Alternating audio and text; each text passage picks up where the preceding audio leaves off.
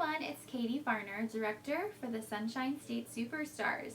It's time for week 7 of A Week in My Shoes. This is a series where I walk you through a week in my shoes, so a week's worth of my activities that I performed to work my Scentsy family businesses. So let's start. This week started on Sunday, March 8th. And on Sunday, March 8th, I actually had a home party. It was really fun, too, because it was my very first home party with the new catalog, so I was really excited to share that. And because of the fact that it was my first party with the new catalog, I actually recorded my presentation live for all of you to be able to see. So if you haven't already seen that video, make sure you check it out. It's a live home party presentation, my very first one for the spring and summer collection. So you can see literally unedited live feed from what I did for my home party. You can see that I've actually played the ticket game, so the customers there at the party actually completely drove that whole part of the presentation. Any of their questions are just where things led. So I wanted you to be able to check that out. So it was a really successful home party. I got 3 parties booked. One person actually took the mini tester set that I brought home with them, which is a tip I always like to share. It's really helpful to bring a mini tester set with you to the actual home party, because if someone's interested in a mini tester set, how much easier is it to just hand it to them and let them take it with them that night. So I got 2 basket parties booked and 1 home party. So it was a big success and it was a great party. It was fun. So that was Sunday, March 8th. So of course that day I just had home party prep and then the drive. The home party was an hour away. Home party, did it, came home and put it all away. So that was pretty much, the majority of what I did that day. You're not going to notice that I say a whole lot about Facebook or social media posting. It's just such a part of what I do. I don't really put it in my calendar unless it's something like huge that I did. So you're not going to really hear anything about, oh, I posted this or that on social media. You're going to see those things when you're my Facebook friend or you're part of our team Facebook page when you're an official Sunshine State Superstar. So again, I'm not going to be posting telling you a lot of things about social media, but don't think that I'm not posting on social media, because I am every single day consistently. Like today, my husband and I are both off work today. I work Tuesday, Wednesday, Thursday for my parents' business. They have an air conditioning company. So Mondays and Fridays are like my Scentsy days. I do all things Scentsy on Mondays and Fridays.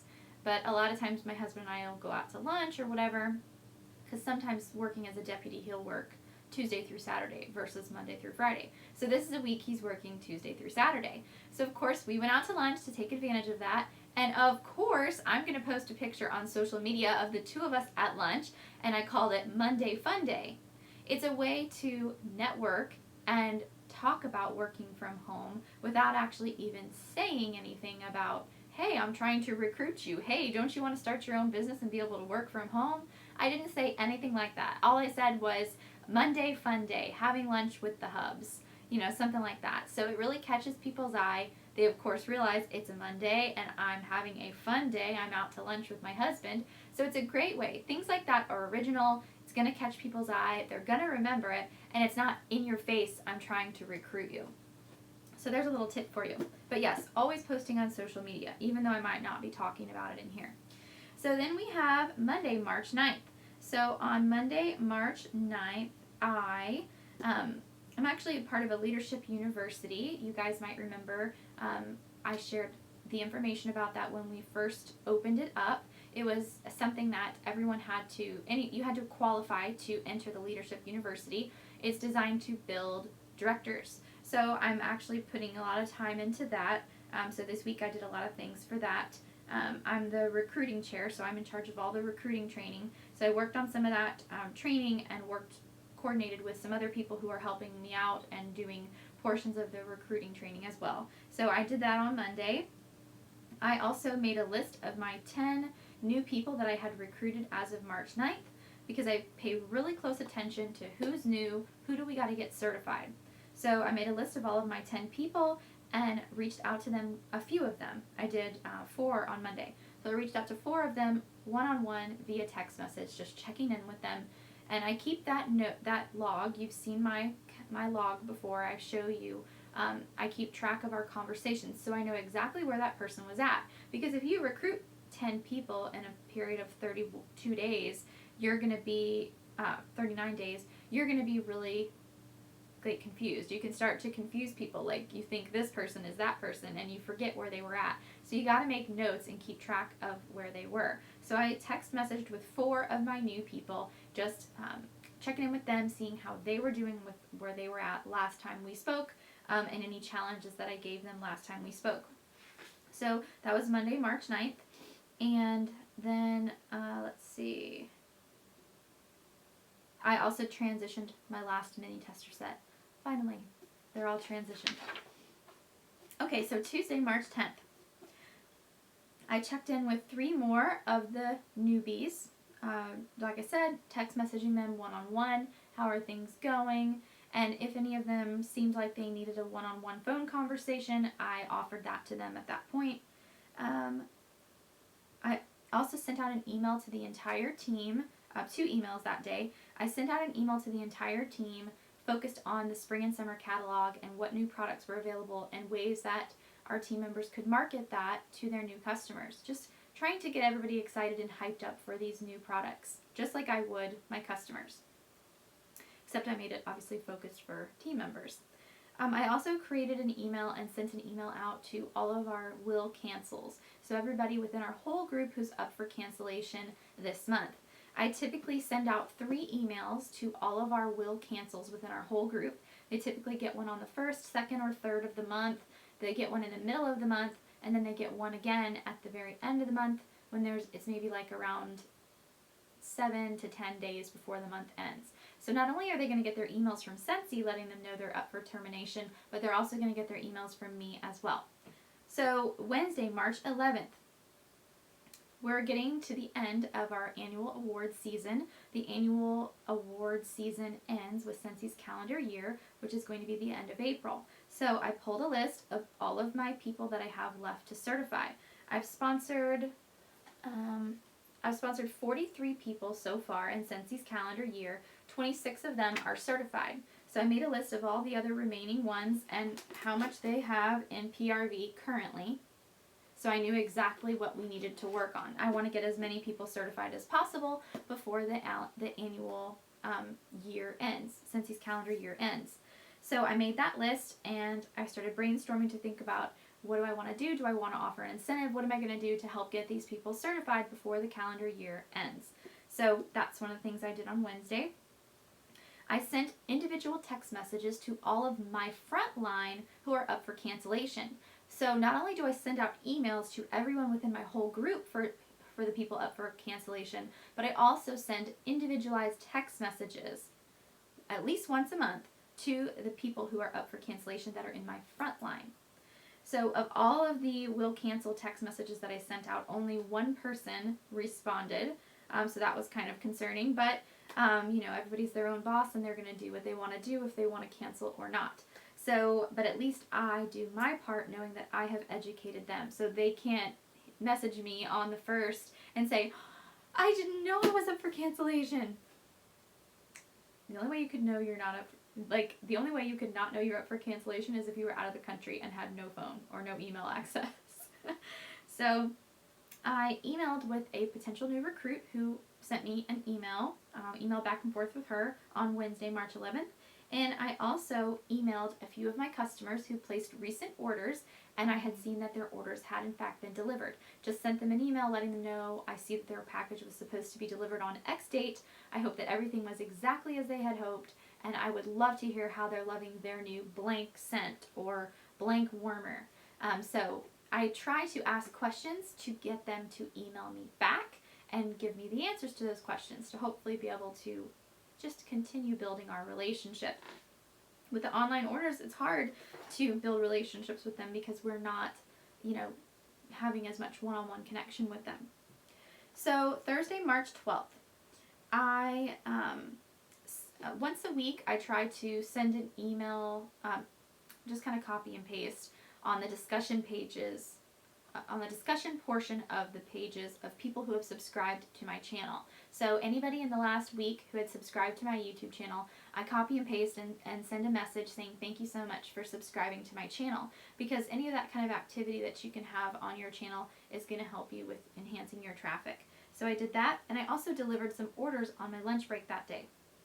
So that was Thursday, and then Friday, March 13th. Friday was a little bit busier of a day. 8:30, I had a call with one of our team members, one of our team leaders, just doing some brainstorming with her, some planning and brainstorming. 10 a.m., I actually had a brainstorming event sharing session with one of my friends who sells premier jewelry. I actually have a lot of friends who sell other products, and I like the fact that we can get together and we can brainstorm, share event leads and things like that, without pressuring each other to sell each other's product or whatever. We respect the fact that, hey, she sells Premier and hey, I sell Scentsy. We don't try to, and we don't even do things like party swapping or, you help me with an order, I'll help you with an order. We don't even do that, because I just feel like that gets so messy. Like, hey, if you want to order Scentsy, cool. But I don't pressure her to order it, and the same with her. And those relationships I really value, because it's not that common. A lot of times people will try to push their products on me or push their business opportunity on me, and I'm not into that. So we met at 10, we did some event sharing, shared leads with each other, and just kind of did some brainstorming and talked team building and stuff. Then at 1 o'clock, I had a call with one of our one of our brand new team members. She actually joined under me at random. I had not had the opportunity to speak with her before she joined, which is super rare. Usually people send me a message and say, hey, I'm thinking about it, can we talk? But she actually just joined at random, which was super cool. So I reached out to her, and texted her, welcomed her to the team, and said I'd love to chat and get to know you. So we did that on Friday, March 13th, which was fabulous. And so in that conversation, it was just to get to know you, kind of first steps, suggesting that she work on her list of 100 and pick her launch party date. Kind of gave her that homework. So that was Friday, March 13th. And I also had to deliver some orders to a customer. And when I did, she informed me, she's actually, I don't know her title, but she works for the hospital here locally, and she's having a gala, in a couple weeks, and she actually asked me if I would be willing to donate some Scentsy for that. And I'm very cautious on just donating stuff. I don't do it a whole lot. It has to be the right event. So this is the right event, and she is definitely the right customer. It's totally worth my while, because she's been a great customer, great supporter, and this is a huge event where there's going to be a ton of people, and it's going to get my name in front of some wealthy people. So I absolutely was all about it. So I am going to be donating a little basket for her, probably going to be no more than a $40 or $50 value, and she was okay with that. So I also included our brand new catalog with her order, because she ordered right at the end of the catalog season, taking advantage of the sale. So I included a new catalog with her order, and I said, make sure you check it out. I know there's going to be some stuff in there that you're really going to love. Sure enough, the very next day, she messaged me on Facebook letting me know of a few things she wanted to order. So that was awesome. Make sure you really pamper your good customers, and you give them full color, the full catalogs, your best customers, because they're going to stay your best customers. Also that morning, I bagged orders. And then that evening, I closed a home party. So that leads us to Saturday, March 14th. So this weekend, I actually did not have a lot going on. I was supposed to go to Miami and I'm so devastated that it didn't work out. I was supposed to go to Miami to connect with two of our growing, exciting teams down there.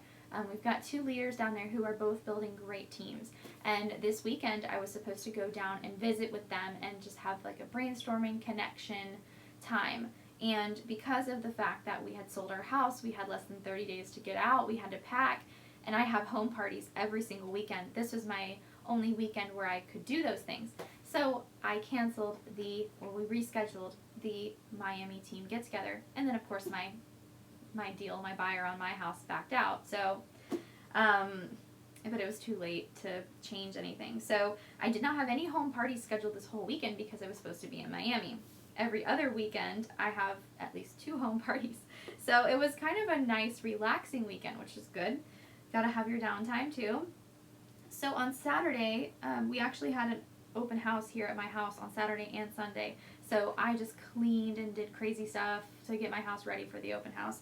But I had a new team member one-on-one training session at Starbucks at 11 o'clock on Saturday. And then the rest of the day after cleaning and that, I actually had a fun afternoon with my friend. And then on Sunday, my husband and I took the boat out with my family. Oh wait, whoops. I'm not supposed to tell you about Sunday yet. Sunday's next week. So that is a week in my shoes. You'll see that it's a lot of like back office type things and emailing, and none of it's super exciting, but it's all the small little things that add together to grow your business. So thank you so much for watching my video. Make sure that you subscribe to my channel so you can see all my videos to help you run a successful, consistent, and steady Scentsy family business. Thanks for watching, and I'll see you guys next time.